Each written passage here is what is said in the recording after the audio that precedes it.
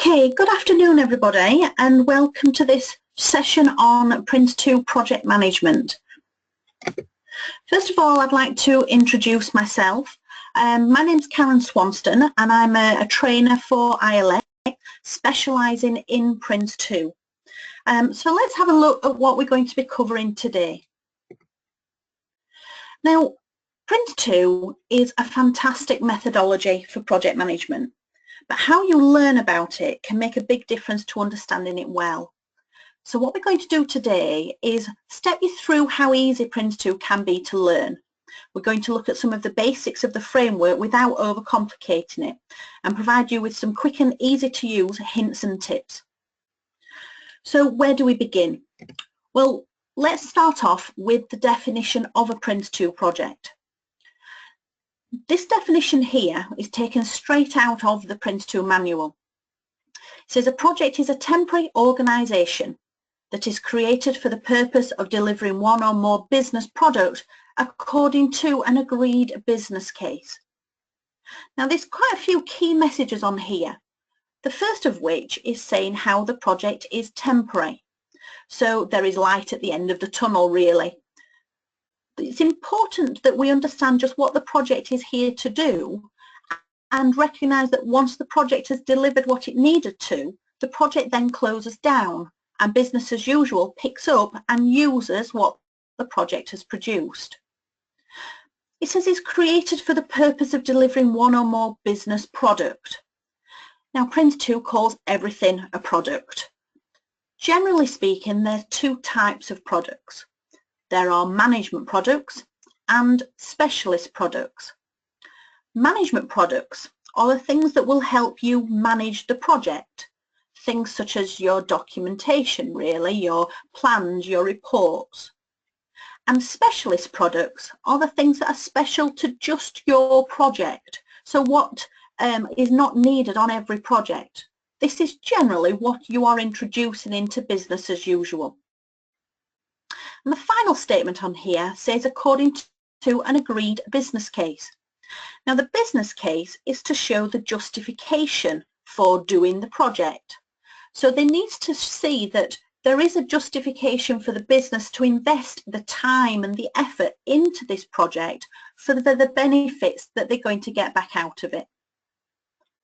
Now, as much as we can look at some words and talk about the words, I think it's much easier sometimes to understand if we have a look at a diagram. Now here we've got two environments. We've got the project area and we have business as usual. So the project is here to produce a product. And as we've just talked through, this is a specialist product that we're going to give to business as usual. But at the end of the day, it is all just stuff. So the project is here to produce some stuff which we're going to then hand over into business as usual for the users to use. So the specialist products are really an output from the project. And it's only when users start to use this new product, this new stuff, that things will start to change in business as usual. Now the change is what's referred to as the outcome. So the outcome in business as usual is what we are hoping to achieve. Now with any sort of change, there is always two sides to change. There's a positive side, but we also should consider the negative side to a change as well. So PRINCE2 calls a positive change a benefit, which is a measurable improvement for one or more stakeholder. Or a disbenefit is a negative change for one or more stakeholder. So with all projects, we must consider not only the benefits for the business, but what is the negative knock-on effect by the project existing as well. Now, when we are learning PRINCE2, one of the things that is sometimes quite difficult to learn is the terminology. So wherever there is some way of making that easier, then we need to share that. Now here we've got terminology around outputs and outcomes. Now an output is any of the specialist products and the output includes the letter P for product. The outcome is all about the change, and outcome includes the letter C for change. Something as simple as this can actually make understanding and learning the terminology so much easier. Now, PRINCE2 is made up of 4 integrated elements of principles, themes, processes, and tailoring to the environment. Now, the principles are the guiding obligations and good practice which determine whether a project is genuinely being managed using PRINCE2. Now, there are 7 principles, and unless all of them are applied, it's not classed as a PRINCE2 project. So the principles are like the underlying rules that every project needs. But once we've learned the principles, it's something that you would do and you would use as second nature.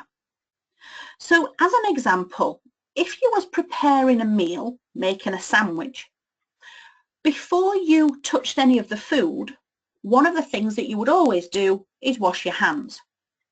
And that is something that you learnt at some point in your life, but now it is something that you just do automatically. So the principles are a very similar type of thing. Once you've learnt them, it's something that you would do automatically.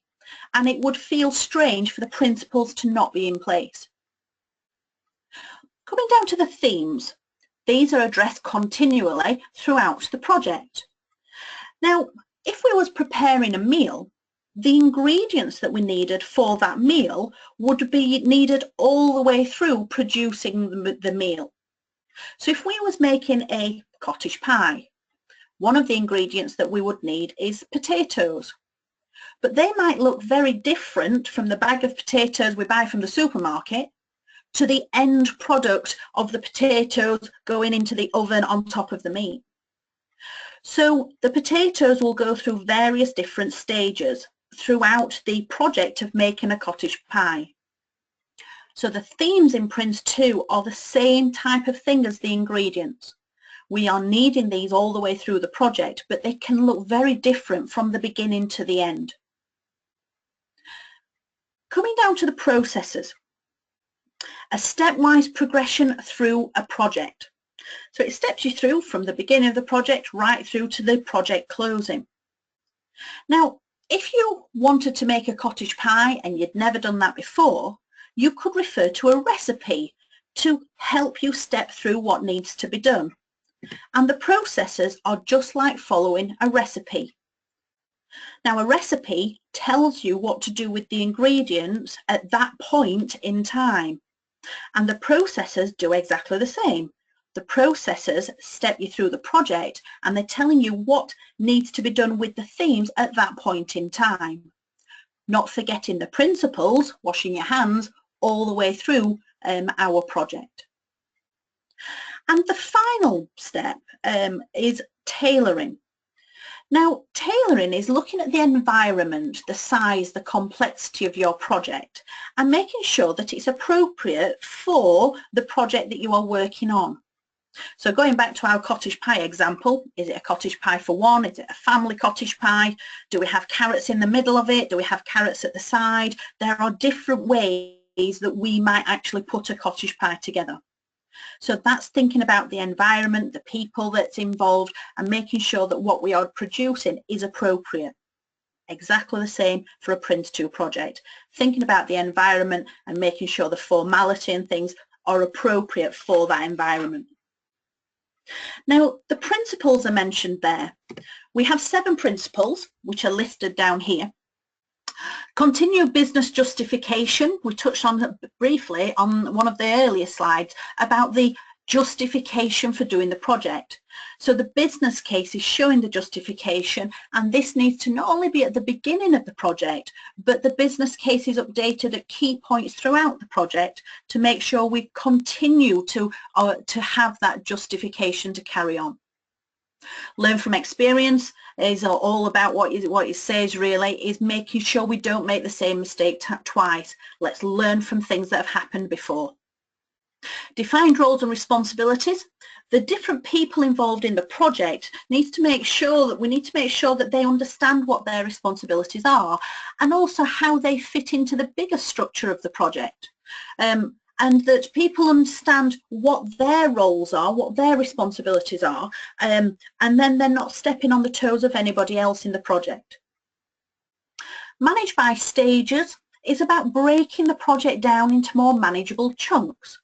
If we're looking at the project as a whole, sometimes it can feel a little bit overwhelming, or you may not be able to plan to the right level of detail for the whole of the project. So by breaking it down into more manageable stages and working on one stage at a time, as we're coming towards the end of one stage, we are nearer that point in time then to plan the next stage. Manage by exception is relating to tolerances. Tolerances is the permissible deviation around a plan's target for time and cost. Now, that's the basics for tolerances, so it's the amount of wiggle room that we have. Now, manage by exception is by agreeing between the project board and the project manager what needs to be done, agreeing the tolerances, so the leeway that's also possible, means that the project board don't need to be checking on the project manager every 2 minutes. It gives the project manager a little bit of space to actually manage the project it's a much more efficient way of working. Manage by exception, though, relies on reporting. Regular reports going to the project board to reassure them that everything's okay. And in the situation where it's not okay and we're forecasting to go outside of a tolerance, then we would need an exception report to be sent to the board immediately. Focus on products.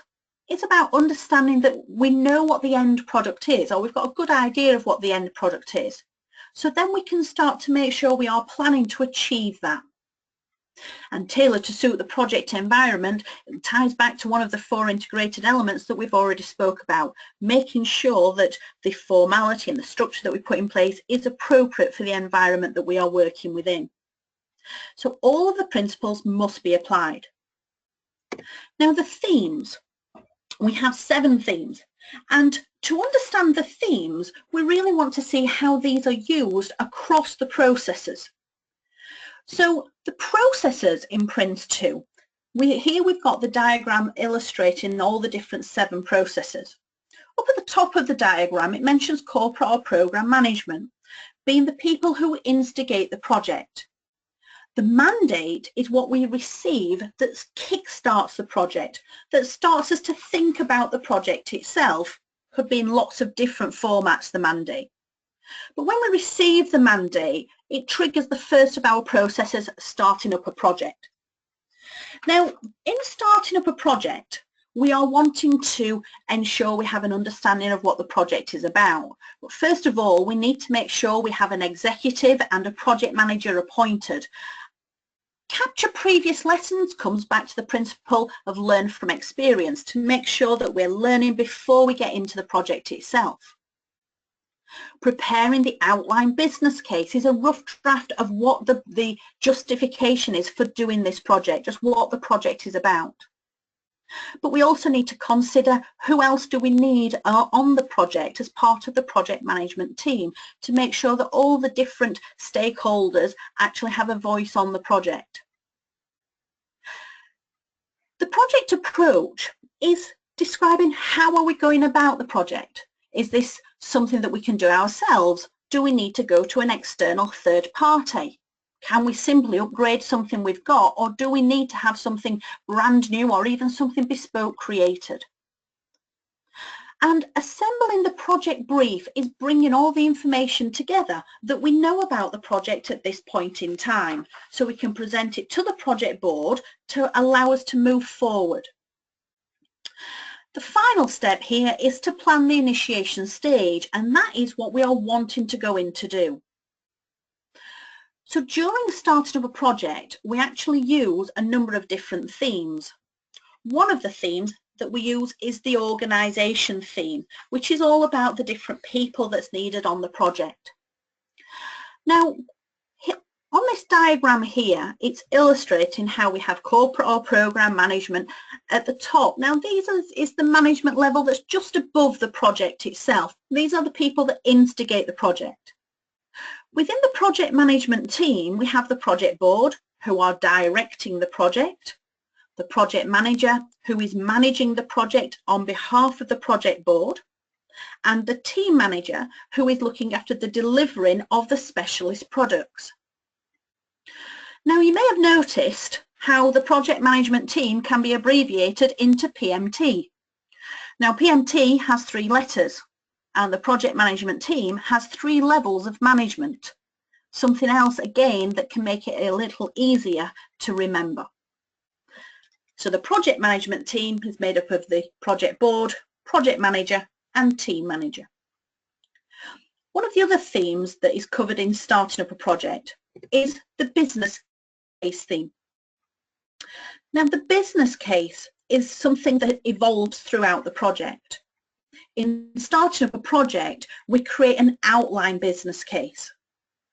But then as we move forward into the initiation stage, we would then be updating this into a full detailed business case. And as we are progressing then in the project, at the end of every stage, we would then update the business case to make sure we've still got the justification to continue into the next stage.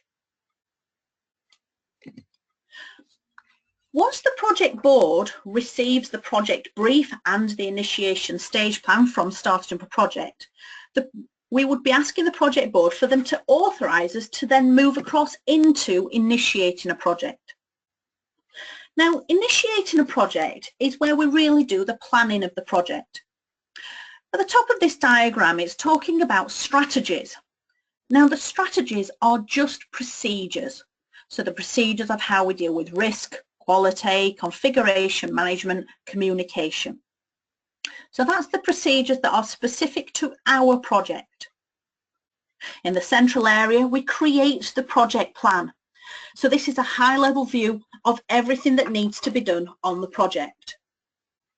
Set up project controls is about putting in where the stage boundaries need to be, thinking about the reporting frequency that needs to go to the project board. Refine the business case. We created an outline business case in starting up a project, but now we've created the project plan. This will have the estimates for the timescales and the costings for doing the project. So that information can go into the business case, so we can now see the justification for actually delivering that project plan. And everything from initiating a project then comes together inside the project initiation documentation, which is generally referred to as the PID. Now, as part of initiating a project, there's various themes that's being used. One of the themes that's being used is the risk theme. Now, a risk is something that is uncertain. So it's an uncertain event or set of events that, should it occur, will have an effect on the achievement of objectives. So when we are putting the project plan together, we want to be considering what are the uncertainties that could affect us achieving that project plan. When we are identifying risks, there are some words that we could look out for to help us to do this. Now, generally speaking, if you see the words may, might, could within a sentence, what that sentence is describing is something that's uncertain. And if that uncertainty is affecting your objective on your project, then that is a risk to your objectives. May, might, could are not the only words for risk, but they are a quick helpful hint there. So if a risk is something that is uncertain, an issue is something that is certain. So it's something that has happened, or it will happen, and it was not planned. So an issue is something that needs to go to the project manager for them to deal with, to investigate, for them to look at. One of the other themes that we look at in initiating a project is quality. Now, quality touches on the project all the way through the project. But one of the key management products for quality is something called the project product description. This is something that we actually create in starting up a project, but it's referred to all the way through the project, because this is describing what the project must deliver in order to gain acceptance. So it's describing the end product. Now, If our end product is to produce a car, before we can start to do that, we need to have a good understanding of what the customer is expecting. And within the project product description, we have the customer quality expectations. So this is an example of so I would like a fast, new, flashy car. Now, all of those expectations could be misinterpreted, or different people could understand them in a different way. So to go alongside the customer quality expectations, we also have acceptance criteria, which is a measurable definition of the end product. So if I would like a fast car, having something measurable around that could be that the car does 0 to 60 in 3 seconds is pretty fast. A new car. People often say that they're having a new car, but do they really mean a new car? That terminology, that wording could be used in different ways. So if we have a criteria of up to 2 years old, there's no misunderstanding then. A flashy car is quite difficult to get into a measurable term, but we can often refer against something that is already predefined. So if we looked at a car magazine that had published what the top 10 most desirable cars are, if we specify that if it's in those top 10 most desirable cars, then that will be acceptable, we now have something that's measurable. So the project product description is a really key thing to ensuring that we will work towards achieving a quality end product. But the end product is often made up of a number of other products, which would each have their own product description, describing the specific criteria for that product. In initiating a project, we also mentioned about creating the project plan. Now, the project plan is a high-level view of everything that needs to be done on the project, so all the different products, activities that need to be done. But as soon as we've identified the need for a product, we must write a product description describing that product. We also want to produce estimates for the timescales and the costs of the different products and activities, which will give us an overall time and cost for delivering that project plan. Project controls was about breaking the project plan down into stages to make it more manageable, amongst other things. So coming out of initiating a project, we have assembled the PID that we need to take to the project board directing a project, asking them to authorise the project. But we also go across into managing a stage boundary, because in managing a stage boundary is where we then produce the stage plan. And it's the stage plan that the project manager will be working from on a day-to-day basis. So just like when we produce the project plan, when we're creating the stage plan, we need to identify all the different products, write the product descriptions, produce the estimates to give us an overall time and cost for doing that stage. Now, the project plan gives guidance for what needs to go into the stage plan, but the stage plan will have much more detail than the project plan. So from managing a stage boundary, we now have the stage plan that we can also take to the project board who's inside directing a project. So authorise the project and authorise a stage or an exception plan is potentially done alongside each other at the same time. So we're presenting the PID to the board to authorise the project, then we present the stage plan asking for that to be approved. Once the project board have authorised the stage, we then come down into controlling the stage. Now, controlling the stage is where the project manager will be for the majority of the time during the project, giving out a work package to the teams in managing product delivery. And the work package is describing everything that the team manager will need to know about the work that needs to be done. So a work package is the level for the team manager. And when they receive a work package, they could then create a team plan to show how the work in the work package can actually be done. Now, as the teams are doing the work in managing product delivery, they need to keep the project manager up to date on how the work is progressing. And this is where they would then send checkpoint reports up to the project manager. where the project manager can then record the progress of the project.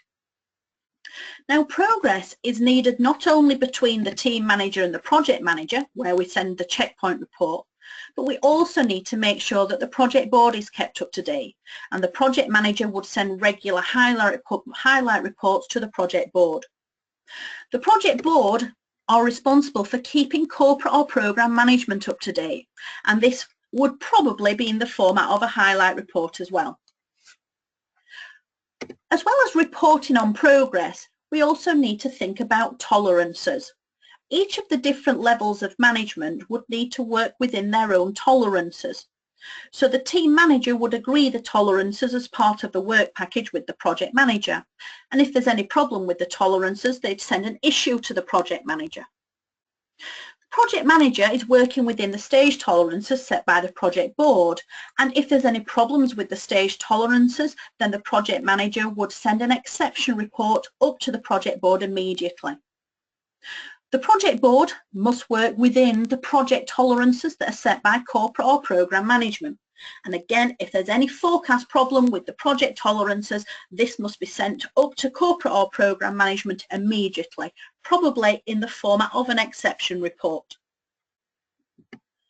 So as we're coming towards the end of a stage, from controlling a stage, we'd then come across into managing a stage boundary, where we would then start to plan the next stage. Update the project plan and the business case, create an end stage report, and hand this over to the project board, asking for authorization to move into the next stage. If they give the authorization, we then back into controlling the stage, giving out work packages to the teams in managing product delivery, getting checkpoint reports back into controlling the stage, and so on. As we're coming towards the end of the stage, if this is the final stage, we would then be moving across into closing a project, where we want to then confirm that all the products are completed. We would evaluate the project and look at lessons that have been learned to move forward for the next project. So we'd hand everything over to the project board, where they would then formally authorize the project closure.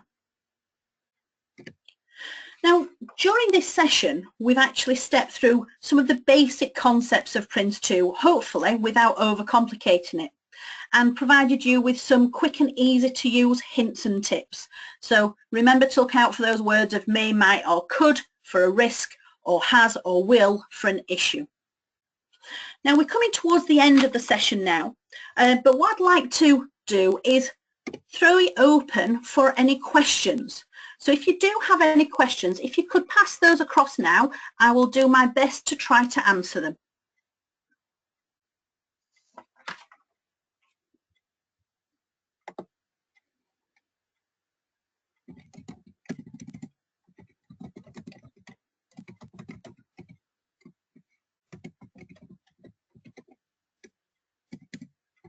Okay, if anybody has any questions, if we put those into the chat online, then they can be filtered through to myself here.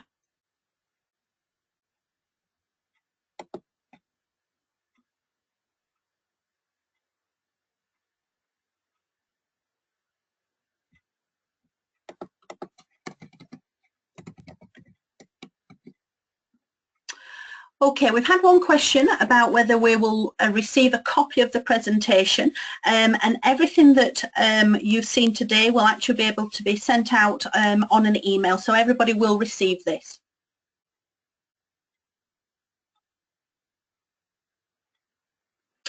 Someone else has said that they are struggling with the with remembering parts of PRINCE2 regarding the exam. With this, it really depends on how you are learning PRINCE2. If you have the PRINCE2 manual, then what I would suggest for your practitioner exam is to make sure that you are focusing on the purpose of the themes and the purpose of the processes, because the exam is heavily focused around the themes of the purpose of the themes and processes. If you're thinking ahead for your practitioner exam, then with your practitioner exam, you can take your PRINCE2 manual into the practitioner exam with you. And the appendices in PRINCE2, we have Appendix A, which is all about the content of the documents, and Appendix C, which is the detail of the roles and responsibilities. They are really key areas that can be very helpful for practitioner. But unfortunately, there is no real magic wand to remembering everything, but what I would say is good luck with your exam there. Let's have a look at some of these other questions. How will the new version of PRINCE2 differ from the current version? Now, for those of you that are not aware, there is actually a new version of PRINCE2 coming out, which the update from Axelos today was, hopefully this is going to be the 10th of July. Now, the new version of PRINCE2, as far as the framework and the general structure of PRINCE2, has not changed at all. There are slight differences in terminology. We saw the strategies in initiating a project, which I was describing as the procedures for risk and quality and so on. The strategies will be called approaches rather than strategies. But the new version of PRINCE2 is more a new version of the PRINCE2 manual rather than necessarily any fundamental changes to the framework. The manual itself is laid out very differently, and it incorporates much more emphasis on the tailoring side. It also recognises how a project is not only within a corporate or program environment, but could also be as a commercial environment as well. So if people are considering the current version and the new version of PRINCE2, one of the other differences is when it comes to the practitioner exam.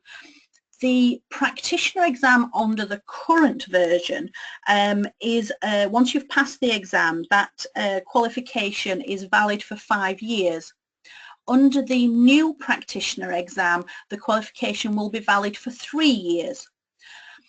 Now, the new practitioner exam that's coming in is a very different structure exam, and it is very much a standard multiple choice type of questions, and the questions themselves are much more practical as part of actually implementing PRINCE2 in certain situations, whereas the current exam has many different styles of questions.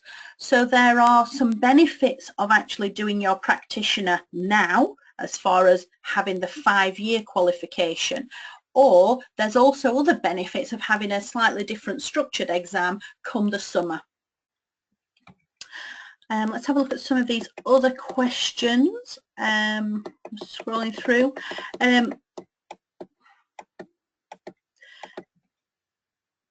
Difficulty in understanding the difference between project assurance and quality assurance. Yeah, this is something that lots of people do tend to struggle with, to be honest. Now, project assurance is a role inside the project, and this in a way is like the eyes and ears of project board members, making sure that their interest is looked after, is okay. Now, the project board are responsible for doing their own project assurance, but if it's a large project, they could bring somebody in to do project assurance on their behalf, and they would then feed back to that project board member. Whereas quality assurance is outside of the project. This is often like a policy department or an audit department within business as usual, or it could even be such as an internal regulator or an external auditor. So your policy department or your external auditors already exist even before your project is in place, and they will be there to check not only that your project is doing things correctly, following procedures, but that all the other areas of business as usual are as well. Now, quality assurance may turn up within a business area in business as usual at any point and do a spot check and audit. And their findings, they would feed back to the wider corporate management or even your external regulators. Whereas project assurance is purely inside the project, and they would often be doing very similar checks and audits, but purely feeding back to the project board. So if the project board know that the auditors or quality assurance could turn up at any point, they really want to make sure that they're going to pass that audit. So they have project assurance in place to check that they are doing things properly. But project assurance purely just feeds back to the project board.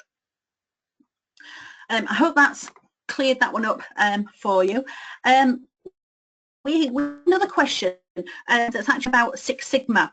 Now, Six Sigma is not a subject that I'm a specialist on, so it's not something I can necessarily talk about it in any detail. But the question is saying, are they the same? No, they are not the same. Now, PRINCE2 though is the framework that PRINCE2 has is pretty much the standard framework that lots of other project management methods actually benefit from. But as I say, I'm not an expert on Six Sigma, so apologies, I can't actually talk about that today. Is there any other questions from anybody? I think I've come to the end of the questions through on my list here. Oh, sorry, there's a few more come through now.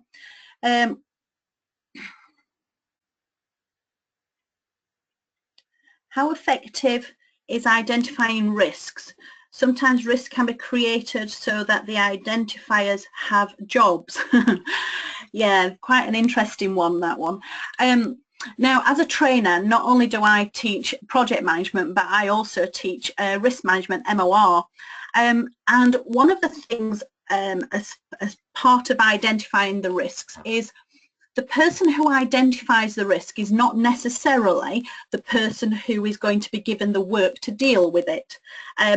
And that is something that is quite fundamental as part of risk management, because if every time somebody identifies a risk they are going to then get the work to deal with that, then people will be reluctant to identify risks, and it's not necessarily a good way of working.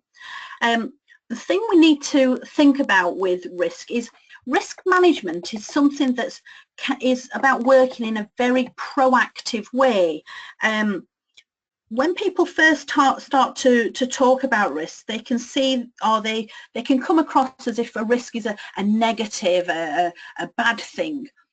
But in fact, it's absolutely the opposite, because a risk is something that's uncertain relating to your object, and you can identify some of those uncertainties. Even without doing anything about them, you're in a better position because you have more knowledge. But by having that understanding of what risks there actually are, means that you can work in a proactive way to try to reduce them, or in some cases stop the threats from happening. But risk management is also about positive side of uncertainty as well. And sometimes if we don't consider opportunities, then opportunities can sometimes pass us by. But I think generally speaking, most people, when they first start to talk and listen and think about risk, they do see it on very much of a negative side, but it is far from that. It's very much a proactive way of working. Let's look at another question. Can I have some information on courses you offer to get PRINCE2 accredited? Yes, once we've completed with the questions, the next slide that I'm going to finish off with will actually have all the contact details. So if you're wanting to do that, then please bear with me until we come to that slide, if that's okay. Are there any plans for standardizing the terminology with the other project association PMP? Not that I am aware of. Topical or adaptable is PRINCE2 for. Now, for different types of projects, so how can PRINCE2 be adapted for different types of projects?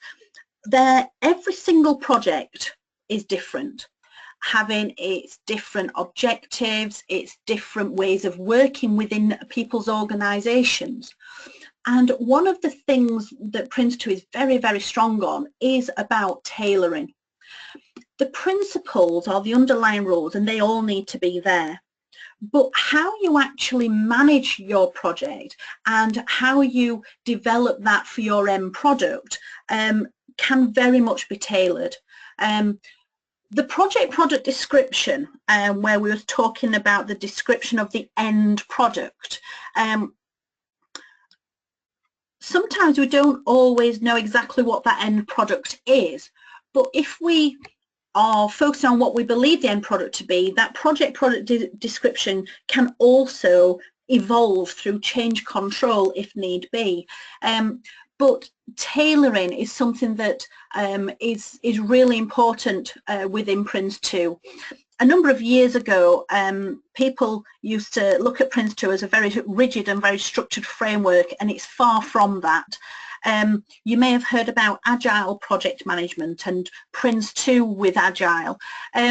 But PRINCE2 on its own is a very agile way of working as well because of the use of tailoring and how you actually structure your project itself.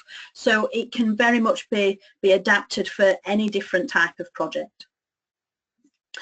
I think we're coming to the end of the questions.